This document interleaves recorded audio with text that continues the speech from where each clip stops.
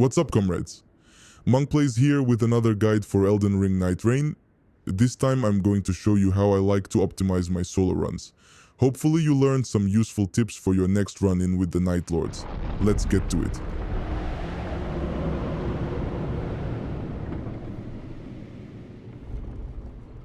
The first thing I like to do is check out the Night Lord I'm planning on fighting. Here, I'm going for Fissure, who I can see from the description is weak to fire and is likely to use ice attacks. From this, straight away, I'll know to look out for weapons and items with fire effects. I'll also be keeping an eye out for anything that improves my frost resistance. It's also a good idea to consider the enemy type and the character you'll be playing. I find Ironeye is particularly good against dragon enemies, where they like to keep distance between us, ideal for bows. The next step as you're dropping in is to start planning the first few stops on your route. Here I have some options. I have an Evergaol close by, so a stone sword key would be useful. I can get them from either nearby great church or fort. I find the chances of dropping at the church are higher, so we'll aim for there first. Always take out the first mob you come across wherever you drop, which will net you enough runes for your first level. It's also good to check any chests or boxes here for weapons and items. They won't be very strong here, but they may have some good passive abilities. Here I found a bow that can cast glint blades automatically, and another which heals when you attack. It's worth noting that you can equip these weapons in your offhand to get the abilities whilst keeping your main weapon in your right hand.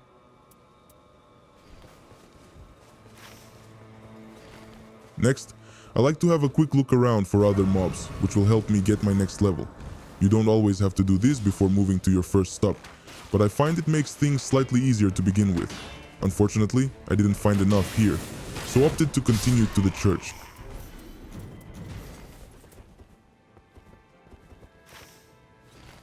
Once at the church, I take out some of the smaller enemies to make sure they can't sneak in behind me when I'm tackling the boss, and also to get some additional runes. Then, I'll move on to take on the boss here. In this case, it's a golem. Once that's done, I'll check the chest to get my stone sword key and see what the boss dropped. Nothing particularly great here. From here I could go to the fire encampment and hope to find a good fire weapon, or to the Evergaol for more runes. I choose the jail. Hitting an Evergaol early on can be tough depending on which boss spawns, so it's important to consider if you can take them on. This Crucible Knight with the spear can be formidable, but Ironeye is actually pretty good against these guys, as he doesn't need to get close. If you can't do enough damage at this point, or a particularly difficult boss spawns, then you can always leave the jail and come back to it later. The boss will be waiting. This is where I say not to get cocky, as you'll see, I immediately die. The important thing to remember when dying is to always collect your runes, as they'll get you back up to the level you lost. Jail bosses generally drop a good amount of runes, which will help boost your level. Some of them can even drop legendary items, so they're worth checking. From here I opt to check out the fire encampment, with hope of finding a good fire weapon, our boss's weakness. The flame chariots here are easy to kill with jumping criticals, so they make for pretty easy runes even if you don't need a fire weapon. They did drop a couple of good fire weapons here, but none which I'd prefer for Ironeye. So I choose the increased physical damage, which will help maximize the damage I do to the Night Lord. Now I know there is a merchant nearby here, so I take out some small enemies to top up my runes after leveling to make sure I have enough to make a very important purchase. I cannot stress enough how important these Wending Graces sold by the merchant are for solo players. In the absence of teammates to revive you when downed, these are the next best thing, bringing you back to life when downed, and can really be the clincher when fighting the Night Lords. After this, I have another quick check of the chests, and although I don't generally use shields with Ironeye, this one reduces arrow drop-off, which is a great ability for Ironeye. From here, I'll head to the nearby mine, which almost always have an enemy with a rare smithing stone. It's usually a knight, a troll, or a pumpkin head. In this case, it's a knight. You'll see here that the glint blades really came in handy with making this a quick fight. At this point, I don't actually have a weapon I'd like to upgrade just yet, but it's good to have it in my pack for when I find one. From here, I'll head to the nearby fort and look for another stone sword key and get some runes from the boss.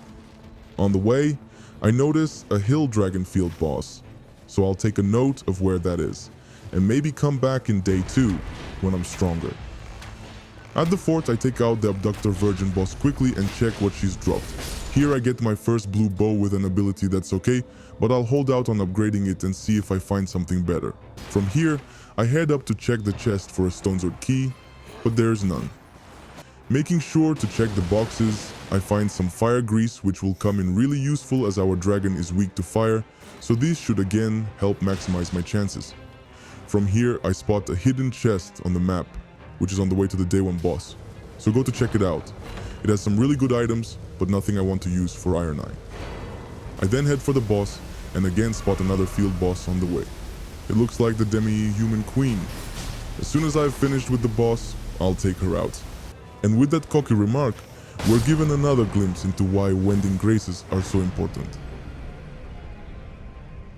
The day 1 boss here is Smelter Demon, who is a fairly straightforward boss. Just stay back and shoot, using Ironeye's ability to tank through any attacks that come close enough.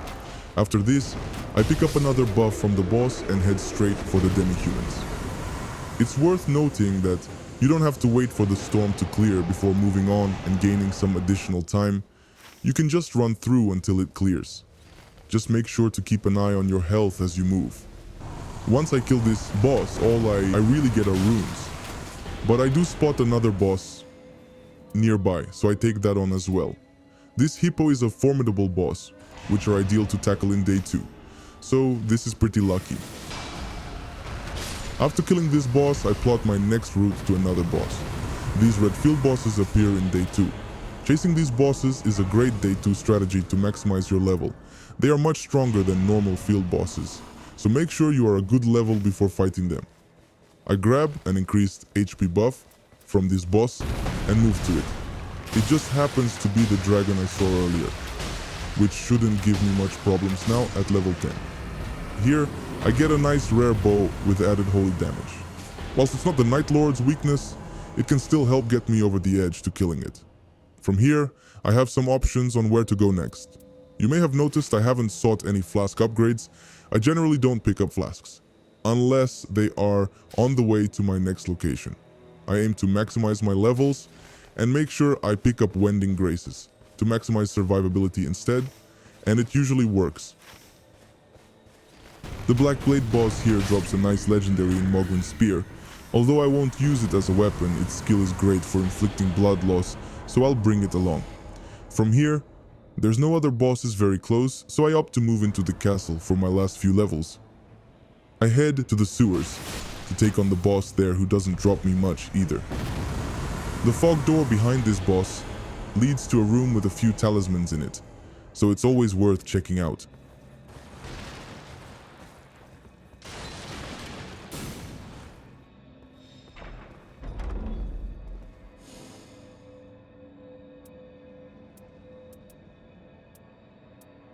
After this, I move up the castle and decide to take out some trolls for their runes and see what else they drop.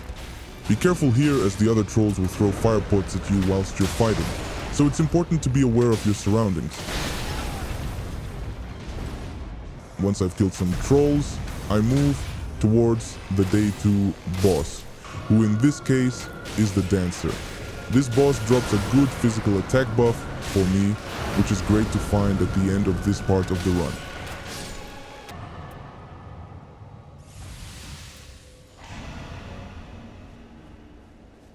Now, before moving into the shelter to take on the Night Lord, you can still leave the circle to fight enemies and bosses nearby if you need to top up your runes. I will say, this does feel a little bit like cheating, but if the game allows it, then I guess it's technically fine. Here I actually got a really good serpent bow, which I can use to inflict poison on the boss to help me get through it. Let's get to the Night Lord.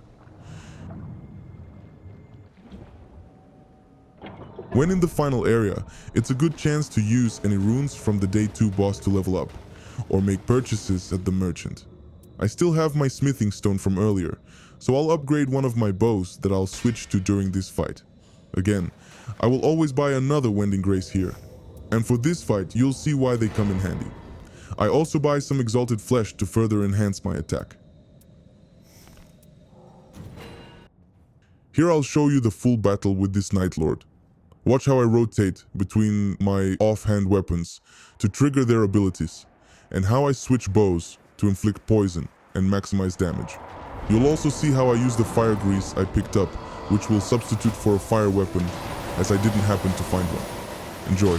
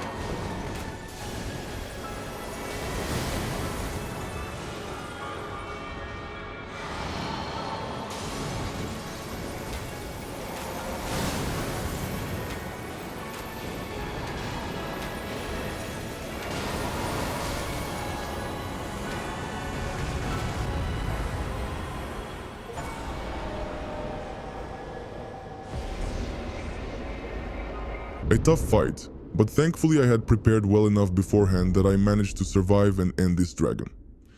I hope you learned something useful from my video to use in your future runs. Thank you very much for watching, and if you enjoyed this video, please do like and subscribe. Until we meet again, comrades, goodbye.